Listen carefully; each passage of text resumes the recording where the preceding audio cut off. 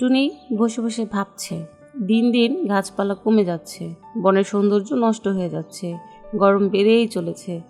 জীবন যেন দিনকে দিন অতিষ্ঠ হয়ে পড়ছে। মানুষ উন্নতির নামে নিজেদের জীবনযাপন কঠিন করে তুলেছে। কিছুক্ষণ পর টুনি অসুস্থ বোধ করে। আহা, বাতাসে এখন প্রাণ নেই, নিঃশ্বাসে যেন বিষ গ্রহণ। টুনি অসুস্থ হয়ে পড়ে। কিছুদিন পর টুনি মারা যায়। টুনির আত্মা ভাবছে, এভাবে চলতে থাকলে বনের পশু পাখি আমার মতোই মারা যাবে। মোড়ল গ্রামের সবাইকে নিয়ে আলোচনায় বসেছে। ইদানিং গ্রামের মধ্যে চুরি যাওয়ার প্রবণতা অনেক বেড়ে গেছে। আমাদের সকলকে অনেক সচেতন থাকতে হবে। নিচকে তুই সাবধান হয়ে যা। যদি কোনো অবজেকশন পাই তাহলে কিন্তু তোকে গ্রাম ছাড়া করব। কি বলেন এসব উল্টাপাল্টা কথা? আমি তো ভালো হয়ে গেছি, আমি এখন জমি চাষ করে খাই। শোন, তুই কি করিস আর না করিস সবই কিন্তু আমি জানি। আমি তো ভালো হয়ে গেছি, আর কতবার বলবো? আচ্ছা ঠিক আছে, আপনি যেহেতু বলছেন। বনের মধ্যে আমাদের কোনো একতা নাই। সবাই যে যার মতো ইচ্ছা স্বাধীন চলাফেরা করে। আমাদের সকলকে একতাবদ্ধভাবে কাজ করতে হবে। আমার এ কথায় সবাই কি একমত? হ্যাঁ, আমরা সবাই একমত। আজকের বৈঠক এখানেই শেষ। তোমরা সবাই বসো, আমি বাজারে যাই। সকলকে বিদায় জানিয়ে মোড়ল সাহেব বাজারের উদ্দেশ্যে রওনা হয়। প্রতিমধ্যে দেখে টুনির মৃতদেহ মাটিতে পড়ে আছে। এটা দেখে মোড়ল সাহেব খুব কষ্ট পায় এবং বলে, আহা, শুনেছিলাম যে টুনি অসুস্থ, কিন্তু এভাবে মারা যাবে? টুনির আত্মা বাঘের পাশেই ছিল।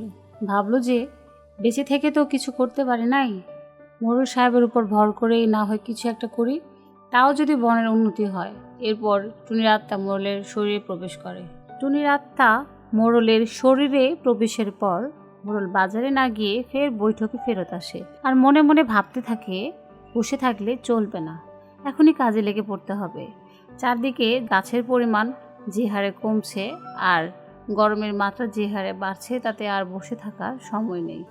আরে মোড়ল সাহেব, বাজার না করে এত তাড়াতাড়ি ফিরলেন যে? কোনো সমস্যা হয়েছে নাকি আবার? যে গরম পড়েছে আর গাছের পরিমাণ যে হারে কমছে, আমাদের সকলের উচিত এখন থেকেই গাছ লাগানো শুরু করা। অতি উত্তম প্রস্তাব, আমি আপনার সাথে একমত।